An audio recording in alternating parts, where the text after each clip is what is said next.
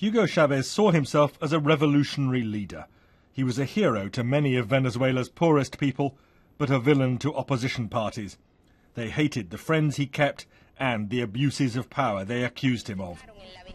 This is how Hugo Chavez originally burst onto the world stage. In 1992, as an army colonel, he led a military coup, trying and failing to grab power after decades of more or less corrupt rule in Venezuela. Hugo Chavez was released after 2 years in jail, and the young army officer built his popularity by denouncing the rottenness he wanted to replace.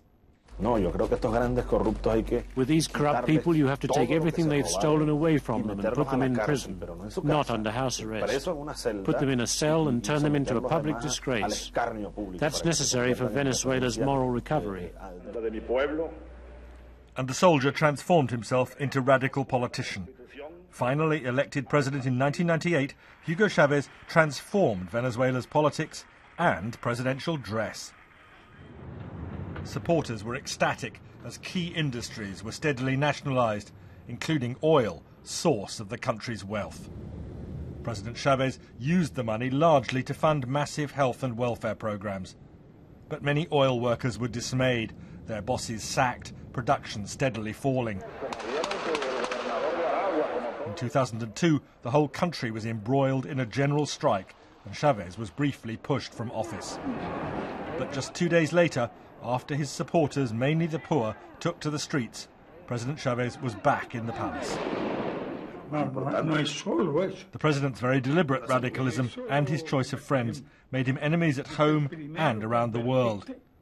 His reliance on Cuba's Fidel Castro appalled those on the right. Alliance with Iran's President Ahmadinejad inflamed Washington. Using the UN stage to insult President George W. Bush divided the world. Yesterday, the devil came here. Right here.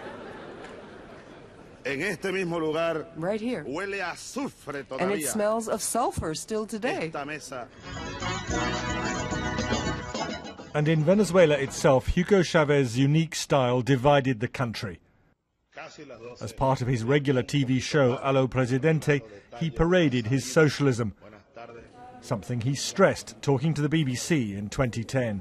Is it possible to have genuine democracy and genuine respect for the rule of law within your socialism? The only way to save the world is through socialism, but a socialism that exists within a democracy. There's no dictatorship here. I was elected 3 times, and when the rich threw me out in a coup, the people brought me back to power.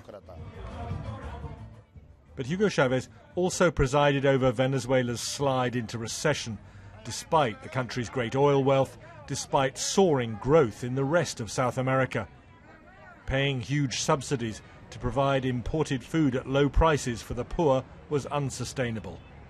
Uncontrolled violent crime marked another failure. Support for opposition parties had grown before Hugo Chavez fell ill. Flown to Cuba for cancer surgery, he was visited by his political hero Fidel Castro. How will Hugo Chavez be remembered? As a true friend of the poor or a radical turned autocrat? His rule in Venezuela polarized the nation between those who condemned Hugo Chavez as a wrecker and those who hailed him as a rescuer.